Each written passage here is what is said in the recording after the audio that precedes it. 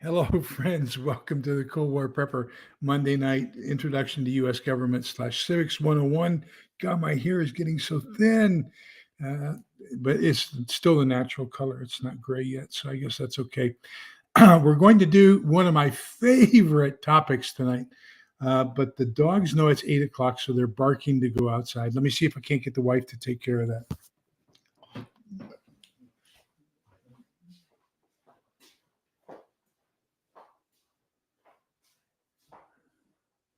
Are you awake?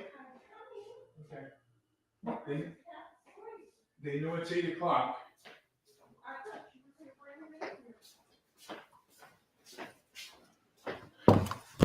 Okay, so welcome. Sorry, I had to run away for just a second, but I think we got things under control. So as I said, this is one of my favorite subjects tonight. We're going to be talking basically about the socialization of America from the 1930s, 1940s, under the guise of FDR.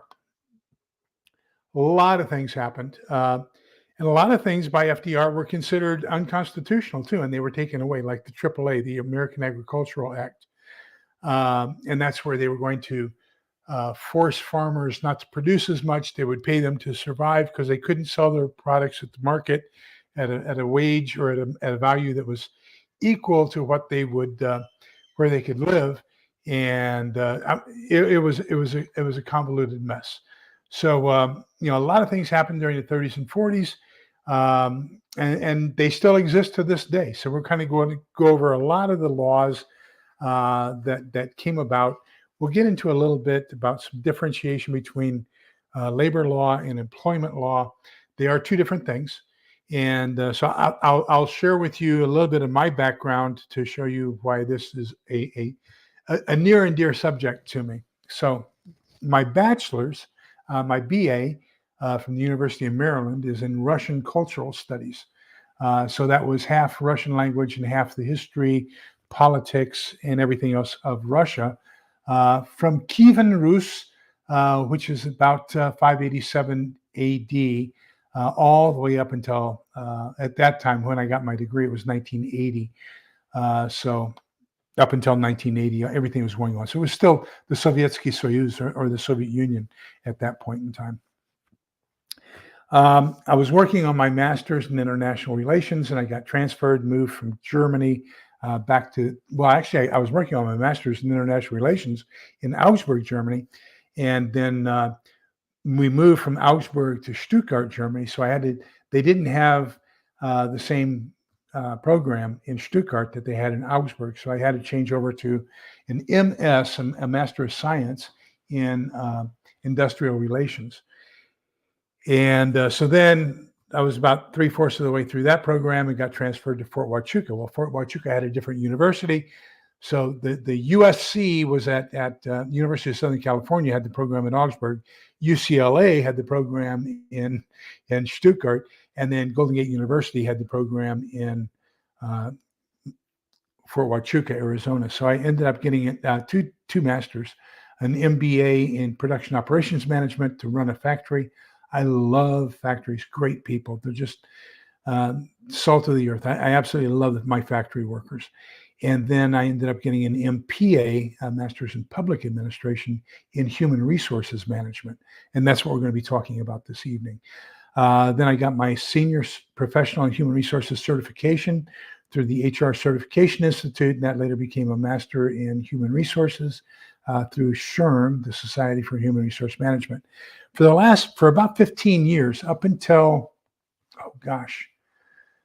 I'm going to say up until 2015, I was the instructor for the Senior Professional for Human Resources certification course here in Texas. And I also wrote a handbook for Texas employers on all the laws and rules and everything else, and still being used by the Texas Department of Labor. So just HR is my love. I just love it. So we'll get into that. So we're going to get into a lot of HR this evening. So please forgive me if I get overly exuberant on this, because this is just one of those things I absolutely love. Teresa Buchanan, welcome. Pat Leveler, Diana too. All you people who are watching this on the replay, welcome. We'd love to have you. Do me a favor. I'd appreciate it if you would consider subscribing and give us a thumbs up. Diana, too. Who's this Cold War prepper dude that shows up here in the chat? Little Lone Prepper, hi again. I just saw her over on Rudy, Alaska Preppers. No, it was actually on Gray Man Prepping's channel. They have a live where the two of them get together. I need to do that with somebody. A lot of good information, primarily talking about canning this evening, which I am just getting into. So believe it or not, I've been prepping all this time since 1960s and have never really gotten into canning or preserving food. So I'm new to that, and I'm beginning to really like it. The other thing I'm doing right now is I'm working on,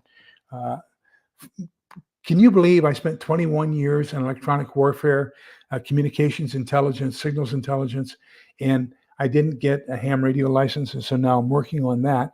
Hopefully I'll be taking the test the first week in March and see how we do there. Hello, Sumi, welcome. Cats in Prepping, welcome. And the Celtic Grandma, welcome. Good to see you all. I'm showing 15 out there, and we've got, I don't know how many thumbs up. I can't see that from here. But anyhow, okay. So we are where in the timer? We are at 6:20, 6 minutes in. So let's go ahead and get started on this.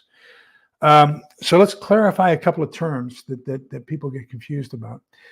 So the first one is a labor term. And now whenever we talk about labor, we're talking about it involves unions. When we talk about employment law, we're talking about company and employee. We're not talking about the labor unions being involved in that system. So we have employment law and we have labor law. And the two of them sometimes overlap, not always, but the vast majority of the time they are separate and distinct. So let's define a couple things. So number one, if we look back, what happened was when the unions were first authorized under the Railway Labor Act, 1923, I believe it was. Let me check my notes, 1926. Then they had the right to say, you cannot work for us unless you are a member of the union. And as a matter of fact, they had closed shops back then. So what they did was, if you wanted a job at a company and it was union, you didn't apply for employment at the company. You applied for, oh yeah, Holly, she told us that they're expecting 12 inches tonight. So they're kind of excited about that, being from Texas, where if we get a half inch of snow that sticks for 4 hours, we're really happy. If we can go out and make a snow angel in the snow, that to us is a heavy snowstorm. So 12 inches for her is going to be quite significant, and the grandkids as well. Well, speaking of which, I was a little bit late. I was out meeting with a neighbor, which is what we call people who need our assistance with St. Vincent de Paul.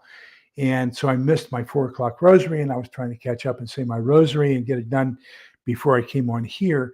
And then I only had like 10 minutes, and I got on here and I forgot. Oh my gosh, I forgot.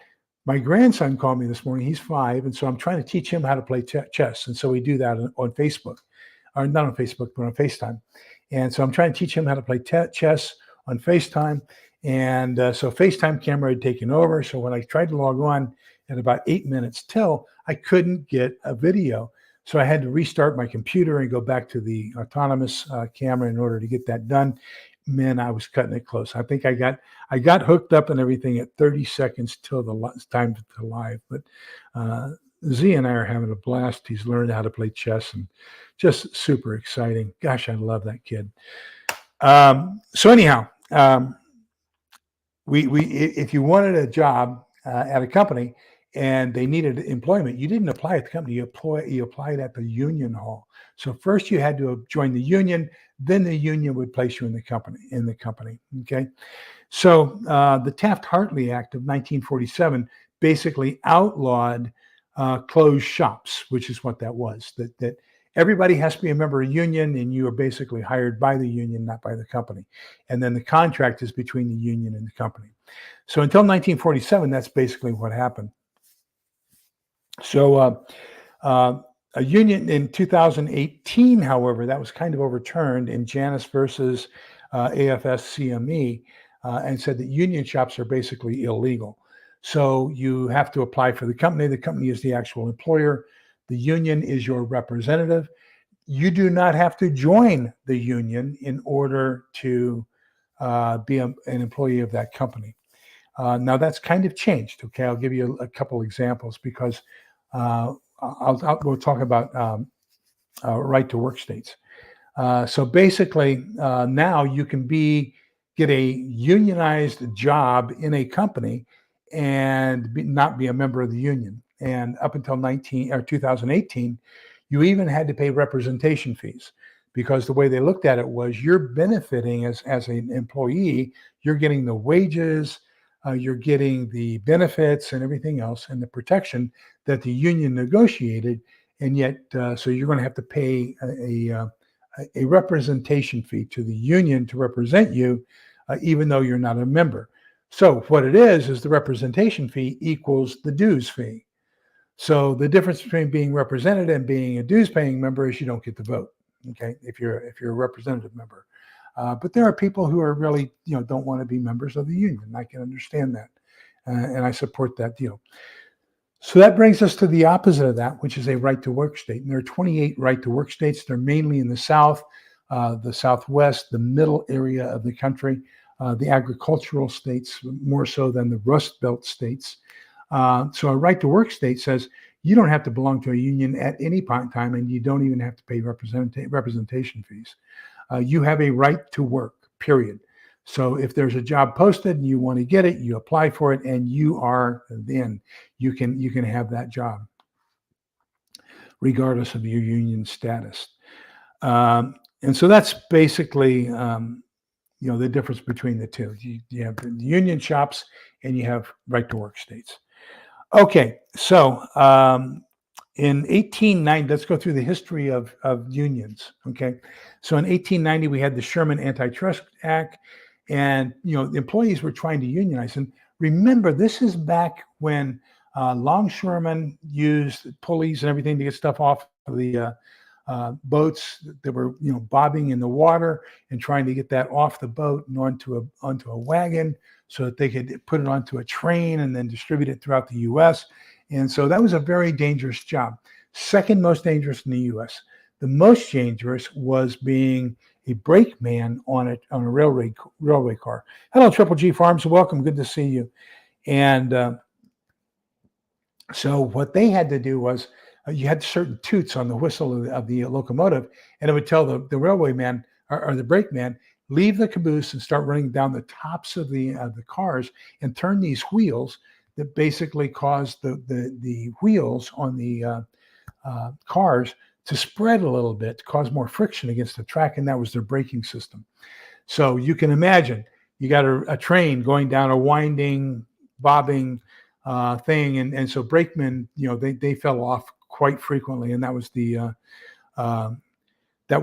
most dangerous job there was. Okay, so in 1890, they were saying, hey, we aren't going to work. We're going to strike.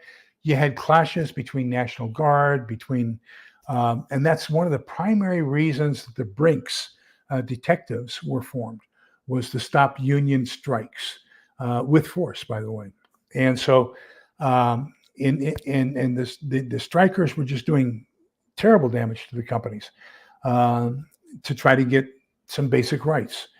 And so in 1890, the Sherman Antitrust Act came in and said, look, unions, you got too much control. And what you're going to see is a history in the United States of too much union power, correct it with too much company power, correct that with too much union power, correct that with too much company power. And that pendulum keeps swinging. We never have found a good, even middle ground, okay? And that's where we are today. Unions have still a little bit too much power today. But the Sherman Antitrust Act of 1890 said that you cannot stop free competition. And that means if you don't like the wages and you don't like the salary or the benefits of the company where you are, you're free to find a job elsewhere. And then that was kind of turned a little bit with 1916, the Adamson Act. Now, the Adamson Act primarily concerned itself with interstate railroads, okay? And it says you cannot work an interstate railroad employee more than 8 hours a day without paying them overtime. So you will see that there's a lot of companies that still use that standard today. Not only do they pay in accordance with the National Labor Relations Act of a 40-hour work week, but they also break it down in accordance with the Adamson Act and say if you work more than 8 hours in a day, whether or not you exceed 40 hours in a week, we will give you overtime for working more than 8 hours in one day. Then in 1926, we had the Railway Labor Act. And the Railway Labor Act, believe it or not, covers airlines and railroads.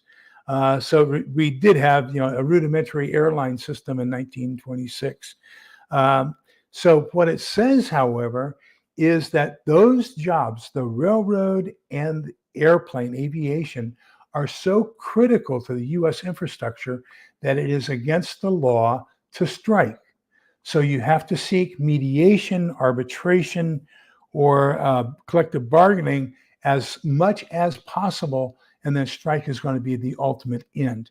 Remember, when the air traffic controllers, who were subject to the Railway Labor Act, tried to go on strike, or they did go on strike under Ronald Reagan, he just said, "You're fired. I'm going to hire replacements for all of you." And that was under the authority of the Railway Labor Act. He had that authority to fire them because they had not gone in good faith through arbitration, mediation, and collective bargaining. Unfortunately, cats and prepping, you are so correct that the middle ground may be that jobs are shipped overseas. We'll talk a little bit more about that, even the damages that happen here in the States as a result of it. So then in 1932, we went the other way, and we banned the Norris LaGuardia Act, which banned yellow dog contracts. And so a yellow dog contract was the company, when they hired you, could force you to sign a yellow dog contract that says that under penalty of termination, you agree not to be a member of a union. So that was a legally enforceable document that if you joined a union, you could immediately be terminated because you signed a contract not to. So in 1932, the Norris LaGuardia Act outlawed that. Said companies, you can't say that an employee cannot be in collective bargaining. Then in 1935, we had the National Labor Relations Act, which is the act that we're currently under. And so that still gives a little bit too much power to the unions. And, we can go into specifics about that. But basically, my main objections with it are that, the laws that they place on the company are not enforced against the union. So you can't spy, make promises, interrogate, or threaten. Unions can. Okay. Then at the same time, they say that, if somebody goes in, so quite often, if you, as an employee, have a complaint against the company, you say to your fellow employees, "Come on, let's go complain to HR." And so there are 2 or 3 of you want to go into HR and complain. If you were coming to my office, I'd say, "Okay, you two sit out here, you can come in and talk." What happens if more than one employee comes in with the same complaint and talks to me, the HR director, with a complaint? We're now engaged in collective bargaining. So according to the National Labor Relations Act, I have just recognized the authenticity of a union being in my organization. So by me talking like that, and listening to employee complaints formally in my office in a multitude of greater than one, I'm actually forcing a union on my company. So, that's one of the provisions of NLRA we've got to get rid of. Then the other one is, it's very easy to get the union in. You need 50% plus 1. So if you have 100 employees, okay, and you have an election, and how that election is conducted is prescribed in the acts. It's a 6-week process, and but you have an election day, usually on a Tuesday or a Wednesday, and you have an election. You have to have 50%. So that's 50% of 100 is 50 plus 1. You have to have 51 votes against 49 votes in order to bring the union in. Now, once the union gets in, it is illegal for anybody in the organization to remind you of when the renewal is. And there's a very short window inside that renewal where the employees have the right to protest the union and get rid of it. So the company can't inform you of when that is. Okay. So the employees just kind of have to ask the union, when can we say we want to get rid of you? And the union doesn't have to tell them when. So it's harder to get rid of a union once you bring them in than it is to bring them in. I would like to see that equaled so that, at renewal time, everybody knows it's renewal time. Everybody gets a fair vote. It's either yes or no. Either you continue or you don't. Then I would be a little bit more happy with the National Labor Relations Act. I can tell you all kinds of nasty things about unions and strike breakers and why am I not? My computer. There we go. Okay, I can tell you all kinds of horror stories.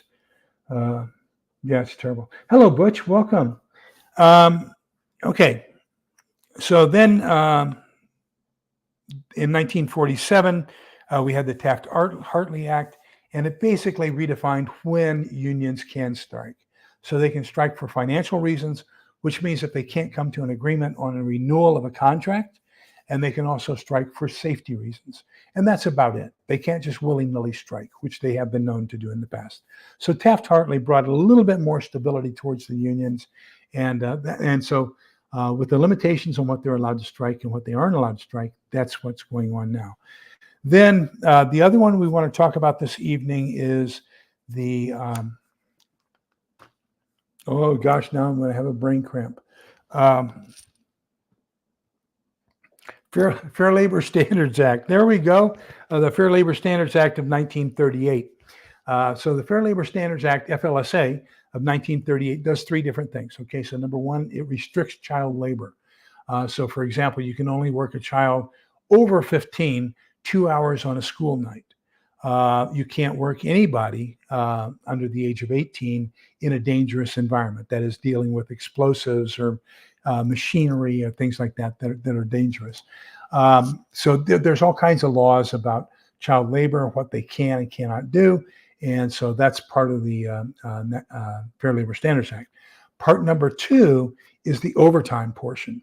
So remember, we go back to the Adamson Act. Okay, Adamson Act said no more than 8 hours a day.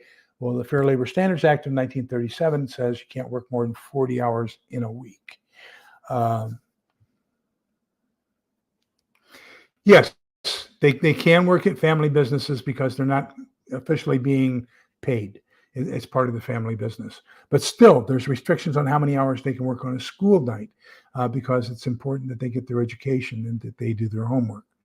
Although homework is a thing of the past. I don't think I've seen anybody have any homework assignments now for 20 years. My daughter had very little when she was in school. And she graduated from high school in 2007. So let me see. Oh, the third thing that the Fair Labor Standards Act does is it defines minimum wage. Okay, so we have a national minimum wage. Now, here's something that's very concerning that a lot of people misunderstand. So let's say that right now, and I don't know what the minimum wage is right now. I think it's $7.25 an hour.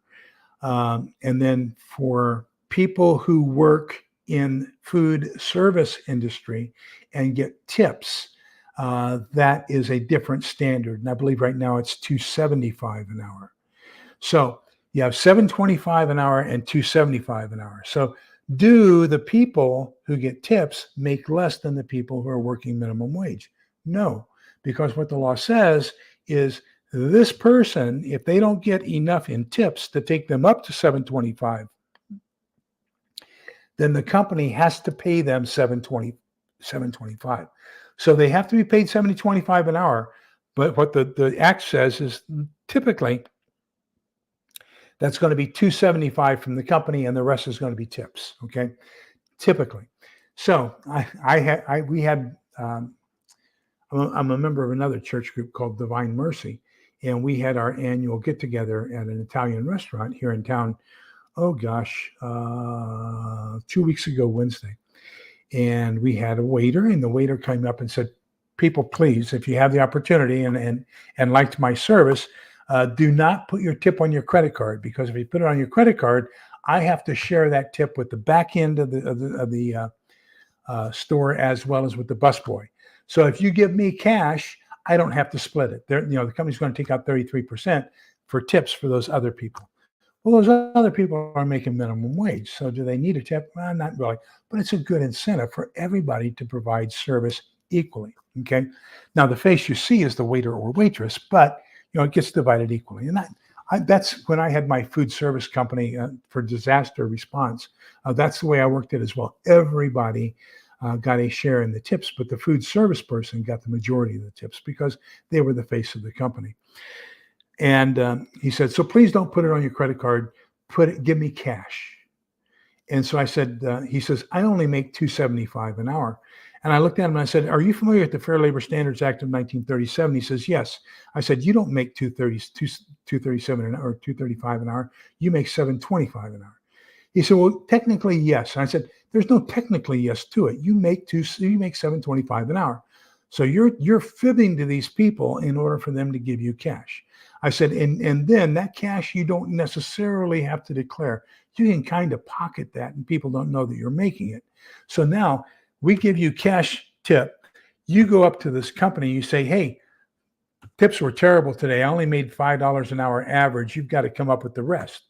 Now, all that money he got cash that's in his pocket that he didn't tell the company about, that's tax-free too. He doesn't have to pay income tax on it because he's not claiming it. He didn't claim it to the company.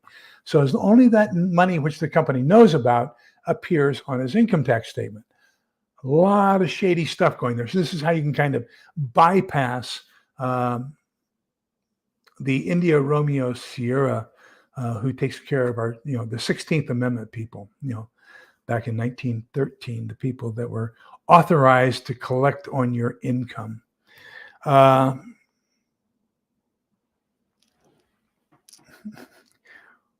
yeah, this was after he brought us our bill. So, I wouldn't tell him, gosh, what's going on with my computer? I wouldn't tell him that while he was, before he had the opportunity to spit in my food. So then this now minimum wage. Let's talk about minimum wage. Most people don't understand the basics of economics. Okay. So let's say that I am building widgets. Okay. So I take a look at my widget and I say, okay, I've got 33% overhead. Now, what is my overhead to build this? I have to have a factory to do it in. I have to have electricity. I have to have air conditioning. I have to have parking for my employees. I have to have land. I have to have a building. I have to have insurance. I have to have all this other kinds of stuff. Okay. So that takes up 33% of my income. Now, my raw materials to build this widget. So I've got to buy ore. I've got to buy wood. I've got to buy screws. I've got to buy all this other stuff. That's going to take up 33% of my sale price. Okay. Then the third portion is labor and benefits. Okay. So now I got to pay my employees. So I take a look at what I'm paying my employees in wages and salary. So now wages and salary, what's the difference? That's another one of those Fair Labor Standards Act. Okay. So a salaried employee, basically you're paying them a fixed amount of money in excess of $647 a week, and you can work them 80 hours a week. It doesn't matter. They get the same amount of money. They don't get overtime. They have to make a certain amount of money. They don't even have, but they also don't have to work 40 hours a week. So there is no time limit on what a salaried employee gets. So yeah, salaried employees get no overtime. Salaried employees also don't have a minimum time, although it's in their maybe in their employment agreement. Okay, wage earners, however, have to work the hours, and then they get paid by the hour. And then if it's the Adamson Act, and they get more than 8 hours, they get paid for more than 8 hours. If it's NLR, the Fair Labor Standards Act, then they get overtime for more than 40 hours a week. Okay, so that's the difference between a wage earner and a salaried person.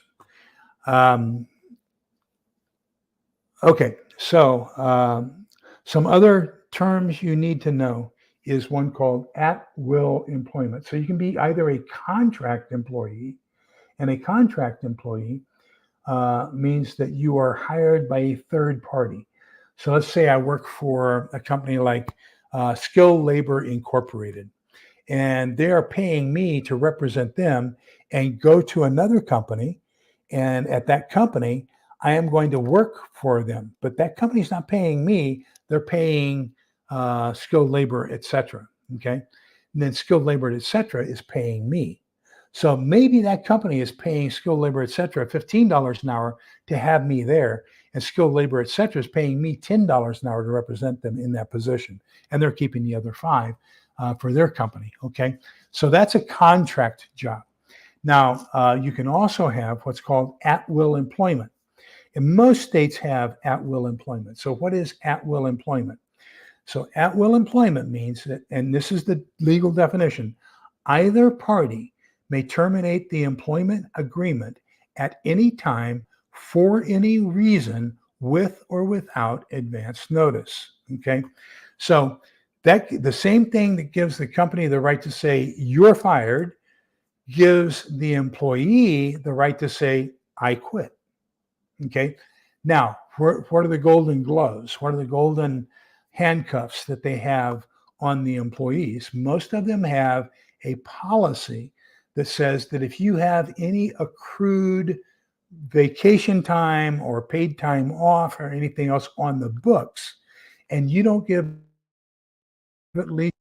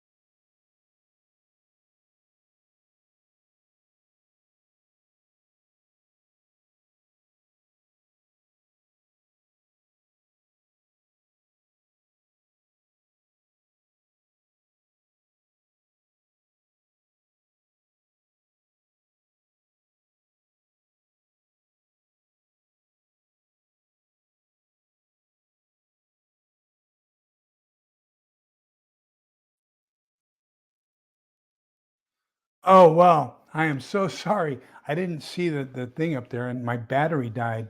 I work on a MacBook Pro and the battery died. And so I had to hook up the power and get it restarted and everything. So I am so sorry for that.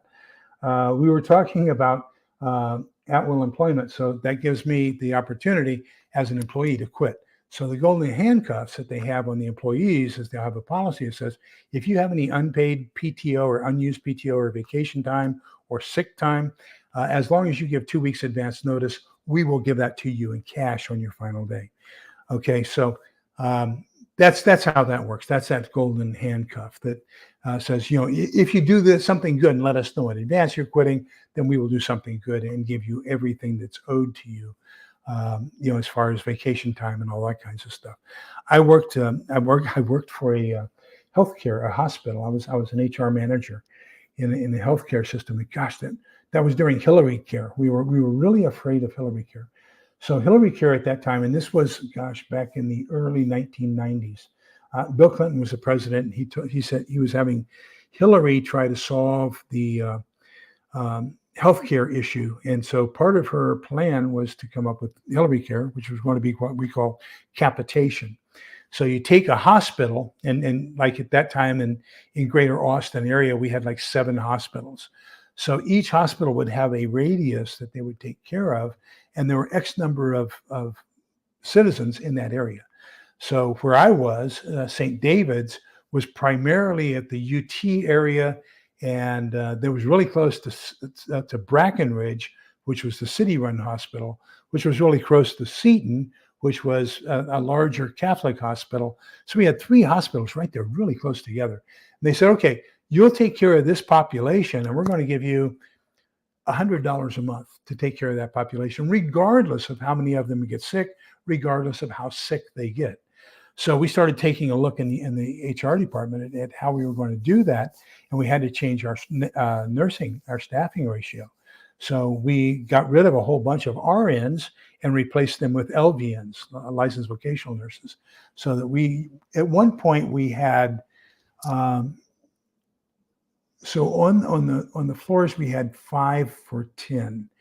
We had 5 RNs for every 10 patients, and then we had 5 LVNs for every 10 patients. So basically 1 RN, 1 LVN for every 10 patients. Now those 5 took care of 24 hours a day, 7 days a week. Okay.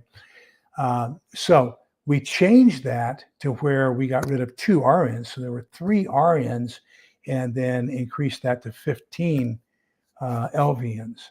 So you had all these LVNs doing all the bed trays and medications and infusions and all that kinds of stuff. We had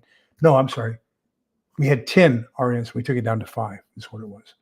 But anyhow, that was a long time ago, so my numbers may be off. But anyhow, we reduced the number of RNs and changed them with LVNs. So that's kind of where we are. Okay. Now, remember I told you that the unions did 2 things. So number 1 was wage. Their number 1 concern was actually safety. And that's why we had the Railway Labor Act, because of those brakemen on the train cars. They were dying, and so they wanted to have a better family care and things like that afterwards. By the way, the first real good healthcare plan that came across in the U.S. Was, hello, Phylloxerus, welcome, was by Kaiser Permanente up in Washington State. And they basically built a hospital to take care of the lumberjacks. And so they provided free health care to all of the people who are working in the lumber industry via Kaiser Permanente hospital systems. Now it's a fantastic insurance company, health insurance company, but they started off with just one hospital up in the Seattle-Tacoma area. And so that's their history. The vast majority of the hospitals and health insurance, I'm going to say up until the 50s, were actually Catholic Church provided the vast majority of the hospitals and healthcare systems inside the U.S., as well as orphanages. And then in the 50s, we kind of had it was being taken over by metropolitan areas, the city governments, the county governments. You have what they call county health districts now. And they run, the ambulance systems. They run maybe a county level 1 trauma center or something like that. But a lot of that now has been taken over. It's been taken away from the church and given to government. So the government is running, I'm going to say, a large majority of them. Then you also have the large for-profit healthcare organizations. So the hospital that I worked at, St. David's, was actually an Episcopalian hospital system. We had an acute care facility, which is what you think of as a standard hospital. We had a rehabilitation hospital. I mean, it was across a small ambulance pathway, basically. And then we had a third one we called the Pavilion, which was a mental health hospital. So we had 3 hospitals on the same campus. And then we also had a women's health clinic on the other side of the parking lot that dealt strictly with women's issues, so that they didn't have to go into close to any of the other 3 facilities. Kind of, modesty thing. But anyhow, that was all run by the Episcopalian Church, St. David's Episcopal Church. And then, I'm freezing again. I froze again. I don't know what happened. But anyhow, and then just before I left, and this had to be in 1994, 95, somewhere around in there, it was bought out by the largest healthcare for-profit chain in the U.S. So now it's run by a for-profit system. And I can't remember the name of the company. But anyhow, that's how that went. So we see that cities, counties, states, and federal government, 4 different levels of government, and each one of them has gotten involved in healthcare industry. They've also gotten involved in mental health. They've also gotten involved in a lot of the social things. They've taken over almost all of the orphanages. So thank you, Cats and Prepping, HCA, Healthcare America. Thank you. You're absolutely right. For example, Father Flanagan's Boys Town up in Iowa, I think it still exists, but that's one of the very few Catholic orphanages that still exist to this day. The vast majority of the orphanages have been taken over by the states. So that's kind of where we are as far as those acts, those laws, and everything else. Oh, there is one more that I want to, checking my notes, there is one more I wanted to bring up and share with you, and that is terminology around employment. And I saw a comment up earlier that somebody had said temp agencies, and that's exactly right. And that's going to kind of lead into the last part that I want to talk about. And so you have these temp agencies, which is the contract agency, okay? So I'm going to give myself to Temp Incorporated. I'm selling my body to them. They're selling my body to, let's say, St. David's. And then St. David's is paying them $15 an hour, and Temp Incorporated is paying me $10. That's a contract job. Now, I'll tell you, when I was at Dell, I was a factory HR manager. And so the last 2 weeks of every quarter, everybody worked 12-hour shifts in the factory. So I was working 12 hours on the factory floor, and then I would work another 4 hours in my office as the HR director. And so Theoxeros, remind me to come back to that, because that's a great comment. Thank you. But anyhow, so I worked in boxing. And so we'd build the computers, and I put the boxes together. I stapled the boxes that they put the computers in to ship, right? So somebody put the styrofoam in the box. And so we had a pick-the-light system, and everything was with what we called a traveler. So when you ordered a computer, it printed out a barcoded sheet, and it went through the manufacturing process. And there were scanners and it kind of like a food service tray, okay? So you had this food service tray, and they had what we called the traveler, which was the instructions on how to build that computer, attached to that food service tray. So the scanner would scan the barcode and say, okay, we have to have all these parts put into this computer. So then all these lights would light up on the manufacturing floor, and a guy would walk over, or a gal would walk over and pick that part and turn the light off and put the part on the tray. Then they'd go to an assembly area where somebody would assemble all those parts. Then it would go into programming, and it'd get programmed. Then from programming, it would go into quality assurance. And then from quality assurance, it would go to boxing.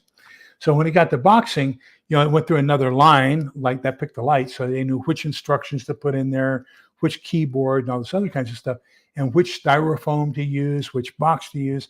So basically, it would tell me which box I had to assemble, and I'd staple those. So I worked 12 hours in the evening. And so I would go into work at I would go to work at 4 o'clock in the afternoon and work until 4 o'clock in the morning, making boxes. So one of the rules, and I didn't know it the first time I did this, one of the rules was you never sit on the unassembled boxes. I was tired. I'm an office jockey, I'm an HR guy. So I'm sitting at my desk, nice chair and everything else. And I'm out here working this line and just working my tail off assembling these boxes. You have rushes and breaks. And so I sat down on the boxes, and one of the managers came by and said, "Hey, Lee, how you doing?" And I said, "Pretty good." And he kept on going. He didn't say anything to me about don't sit on the boxes. And this temp that we had looked at me and says, "Whoa, you guys you permanent guys get treated different than us temps," because he yelled at me for sitting on the box. I said, "There's a different reason why he didn't yell at me for sitting on the boxes. But thank you for telling me that that's the rule. I won't do it anymore." So this guy then got up and he left. I didn't see him for a couple hours. Then, so this went on for the last 2 weeks of the quarter, that whenever we had a break, this guy was gone. 2 hours, 3 hours, never knew where he went, never knew what he did. And so anyhow, at the end, we were about ready to have a party. We were about ready to ship our last box. And I looked at him and said, "Man, I just have to know, where in the world have you been going all this time?" He says, "Oh, I've been going over to the HR director because I want to be made permanent. And so I wanted to talk to the HR director and see what I had to do to get moved from temporary to permanent." I said, "Guy, I've got really bad news for you." He says, "What's that?" And I said, "You've been working with the HR director. And if you had worked a little bit better, I would have made you a full-time regular employee. But because I can't trust you to do the job that we hired you to do, you won't be converted to full-time regular." So the reason I tell that story is he called it permanent. And what did I call it? I called it full-time regular. So we have some classifications in there. We have regular. Let's start off with the other one. Part-time, seasonal, and full-time. So part-time is less than 32 hours a week. Full-time is 32 to 40 hours a week. Okay. Then seasonal means it can be either one of those two, but you're only hired for a certain period of time during a certain season. So basically what this guy was doing was really seasonal work, because we hired a whole bunch of extra people the last 2 weeks of every quarter. Okay. So it's full-time, part-time, and seasonal. Then you have one of two categories for the other time. You're either temporary or you're regular. Okay. So temporary means that we have a contract. You're only going to be there for a certain amount of time. Once that time is up, you're gone. Regular means you have an agreement with us and you're subject to the at-will employment clause. Okay. So I can terminate you for certain reasons. You can quit anytime you want. Okay. So that's regular employment. There is no such thing as a permanent employee. If you're a permanent employee, then after you die, you must show up for work because you're permanent. That job never ends. Okay. So I don't think you want to show up for work after you die. So that's why there is no permanent job. Okay. So the legal term is regular employment. So you have regular and then you have temporary. So full-time regular, part-time seasonal, part-time temporary, full-time temporary. Those are all the different things. So notice nowhere in there did the word permanent appear. Okay, so that's all I had planned for you. Let me see if there's anything else in the book that I need to cover, because I wanted to get through that hodgepodge of employment laws during the 30s and 40s. And okay, so we have the changing name of federalism from layer cake to marble cake, and they call it cooperative federalism. So it's kind of the intertwined things, like now, we can talk about minimum wage. I was giving the idea of the widgets, 33% for overhead, 33% for cost of materials and cost of goods sold, and 33% for employment. So what happens if my rent goes up? Then my figures on my profit margin, I either have a smaller profit, or in order to maintain the same profit margin, I have to increase my price, right? So if I increase my price, if we take a look at that supply and demand curve, the ISLM curve, it says that when you raise the price, your sales will decrease because less people can afford it. Does that make sense? So your profit may remain the same, but you're going to sell less quantity. So there is a point of diminishing return. So what happens if the raw materials, if all of a sudden there's a shortage of wood? There was a forest fire, and so now I can't get the wood I need to make my product. I've got to pay more because I got to bring that wood in from a further distance in order to meet my needs. Well, once my cost of goods sold goes up, I have to increase my price as well or not make as much profit. The same thing with cost of labor. So if I'm paying my employees an average of $15 an hour and they want $17.50, one of two things has to happen. I either have to increase the cost of that product that's going to market to make up for the difference that I'm losing because of my increased cost of labor, or I have to eat the profits. Now, most companies are publicly held companies. That means they have stock issued on them. So it's not the executive who is the owner of the company, it's the stockholders. And why do they have stock in it? Because they're getting a dividend. So let's say they have 1 million shares and they make $1 million that quarter. Then typically what's going to happen is that $1 million is going to be distributed amongst those million stockholders, and they're going to get $1 for having loaned you the money to expand the company, to purchase things in advance with no credit, all that kinds of stuff, okay? So now if all of a sudden I don't have $1 million in profit for those million employees or million stockholders, I only have $750,000. Now they're only getting 75 cents. But wait a minute, they were expecting $1.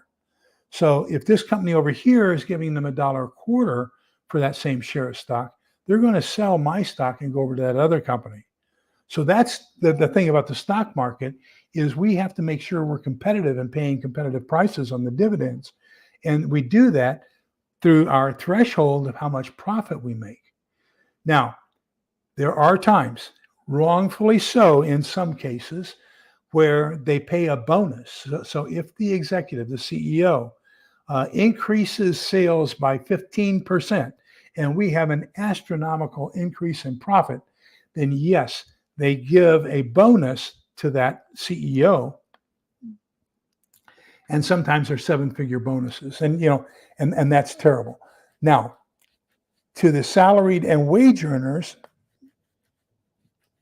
they can also give bonuses. Okay. Now, here's the thing. If they say we're going to give $1 million to our executive team and there's 5 of them, that's $200,000 per executive. Okay. If they say we're going to give $1 million, we have $3 million in profit.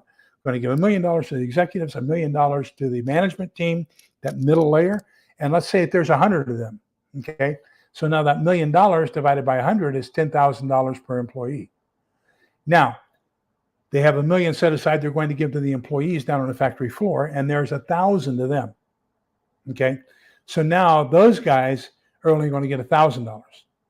Okay, because 1,000 times 1,000 is $1 million, right? So as you get down lower, that divvied up pool gets diminished on incentives that they give to the employees. Now, what a lot of companies used to do, and this was changed by Clinton. What they used to do is they used to sell what they called ESOPs, employee stock ownership plans, so that as an employee, you could put money into the company stock, and they would take 2 different times. They'd take the beginning of that period, and they were usually 6-month periods. So January 1st, June 30th, July 1st, and December 31st were the 4 determination points. So I say, okay, I'm going to put in $50 a paycheck towards company stock. Okay. So it goes into a pool. Then they take the company stock, whichever is cheaper, either the January 1st or the June 30th. Okay. And then they give a discount on that. Let's say a 15 to 25% discount. So if the stock has really gone up over that period, let me do it this way, so it looks like right for you. So you buy it at this down here at a discount minus 15%, and then it's gone up, you can sell it at a pretty good profit. You're going to redo that with the next cycle. And we were doing that at Dell, like you would not believe. Everybody was called a Dellionaire. We were making money left over, right? So that's basically the employee stock ownership plan. Great deal. Another way that companies really do a good thing towards helping the employees is the 401k, matching funds. So when I was at Dell, we matched 1 for 1 up to 6. Okay. So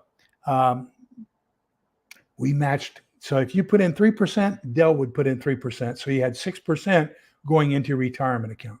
Okay.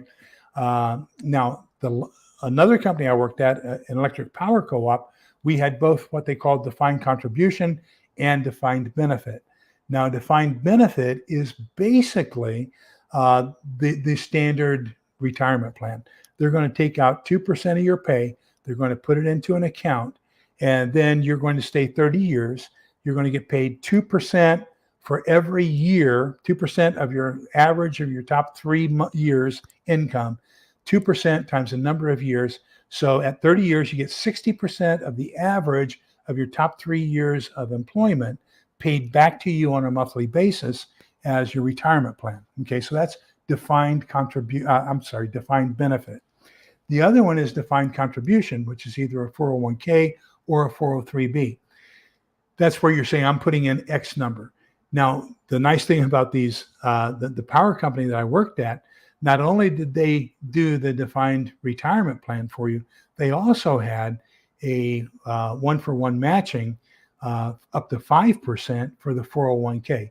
So if you were willing to put in 7% of your income into the retirement plans, you basically got 12% return on that, which was phenomenal. So I thought that was great. They also paid 100% of the employee health, vision, dental, and 50% of the family health, dental, and vision. So that was a great plan. So Holly Ivan says profit sharing. So that's what I was talking about, where they take the $3 million in profit divided up to the executives, the management, basically the salaried employees, and then the wage earners, where I talked about you have 1,000 employees, $1 million to be divided amongst them would be about $1,000 per employee. That's the profit sharing that we're talking about. Some companies do it on a quarterly basis. Dell did it on a quarterly basis. And then they also did it on an annual basis. A lot of companies do it on an annual basis. So my daughter's company does it on an annual basis, and they mix that. They time it so that it's also done in conjunction with your annual performance appraisal, so that you can then get a performance bonus multiplier times the profit sharing. So let's say that the profit sharing at her company is $10,000 per employee, and you have a really high performance evaluation. You could get up to $20,000 instead of just 10. But instead of just getting 10, if you have a lower than average performance evaluation, you could get as low as 2,000. You're still going to get something, but you're not going to get as much, if that makes sense. Okay. So, okay, let me see if there's anything else in here. The Reagan Revolution it talks about. Then it talks about, of course, Newt Gingrich's contract with America, the Devolution Revolution, which means basically they were taking a lot of power away from the federal government and returning it back to the states. So then toward reform, attempting to balance national and state power. And we do that basically with the minimum wage. So what has happened, for example, with the minimum wage, even though it's $7.25, Washington State passed a law that Uber drivers and Good Eats or whatever, the place that you order from and they deliver food, they have to be paid $25 an hour. That's required. Okay. That's their minimum wage now. So now they're complaining that they aren't making as much money because they used to be paid more in tips. And so now people are thinking, if you're making $25 an hour and I'm making 20, why am I giving you a tip to do this? Why am I giving you a tip to go pick up my food and bring it to me? Okay. So the tips have really gone down because of their high wage increase. The other thing is, they showed the example on Business News that let's say I order a $30 lunch, and then there's a $10 fee to the company for doing what they do, and now I've got to pay $25 to the driver.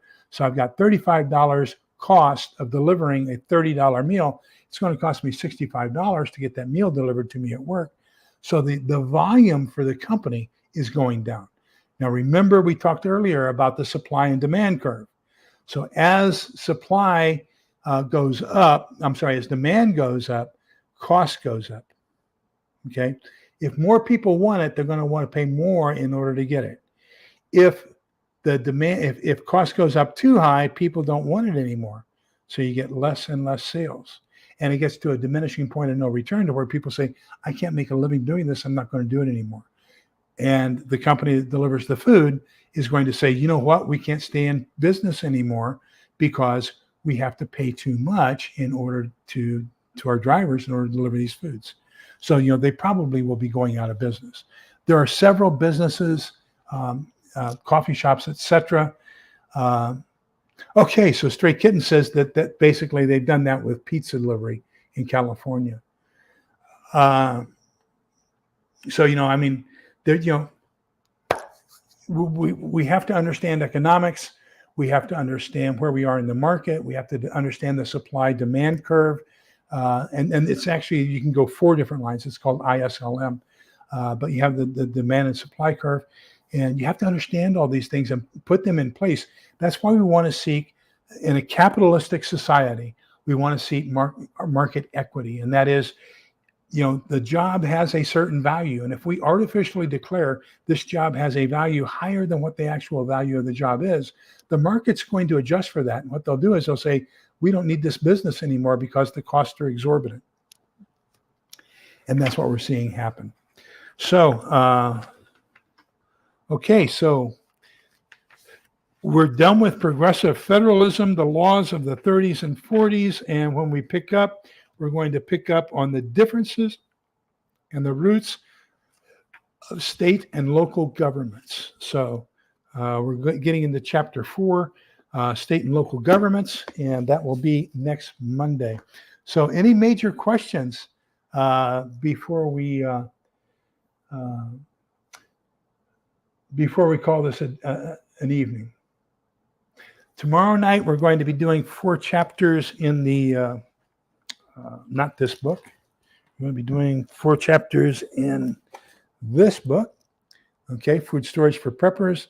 So tomorrow night, we're going to be talking about how to make butter from powdered milk, how to make cream of whatever soup, how to make an emergency baby formula, and what he calls magic mix.